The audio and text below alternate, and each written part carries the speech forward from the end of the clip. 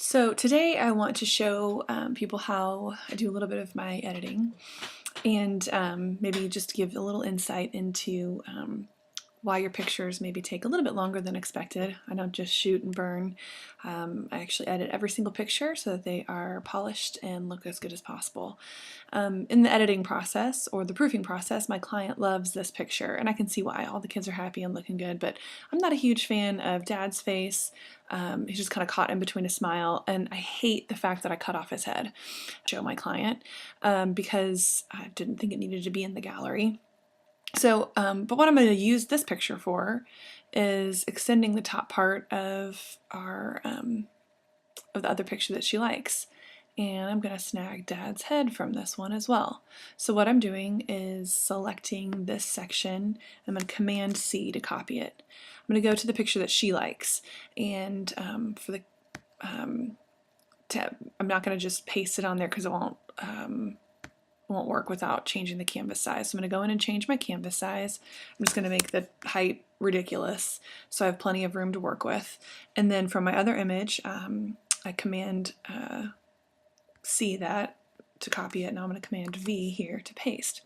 So what I basically am able to do is extend the top part of this picture so I didn't chop off Dad's head. It'll take a little bit of tweaking, so I'm going to go ahead and reduce the opacity to about 60%. And I'm going to zoom in a little bit here to see if I can line up Dad's head just right. And luckily he didn't tilt his head too far from one picture to the other, so I think I'm going to be able to line this one up based on his eyes so that they are lined up just right. I'm not going to worry too much about his collar or his shirt or the hand here because I'll just erase that. So I need to pull this over just a tad, keep his face lined up just right so that when I erase it won't look like there's anything wrong there. So I'll probably just erase right underneath his jawline and hope for the best. So what I'm going to do while the opacity is down is kind of erase here over the head, and what I want to do is get rid of any of the harsh lines that are going to show up when it's full opacity.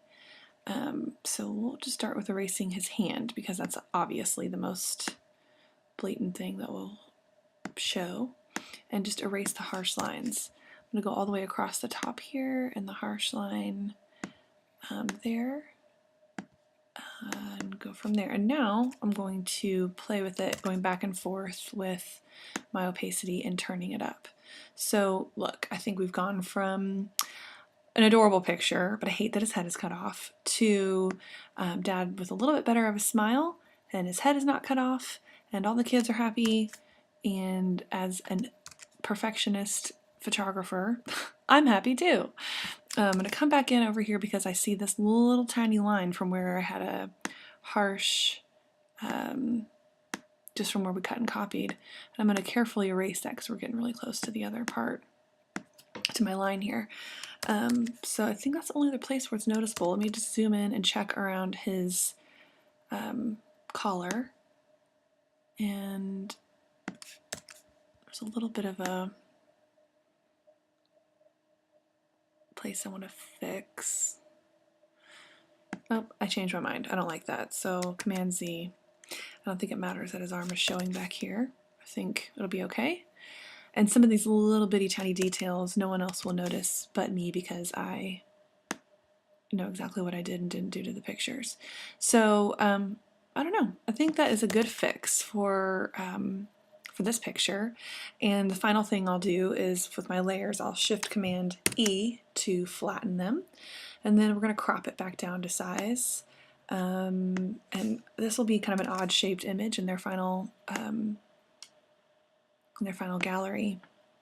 But I'm not too worried about that because when they go to print it or do whatever, there's some natural cropping that will happen, but at least she'll have an option of having the entire head of her husband in this picture. So there you have it. I'll just save as an edit because I did this kind of quickly. So if I go back and look that there's something blatantly obvious that I messed up, then I can fix it from the originals. But there you go. That is what goes into some of the editing, some of the behind the scenes for Lowry Dismore Photography.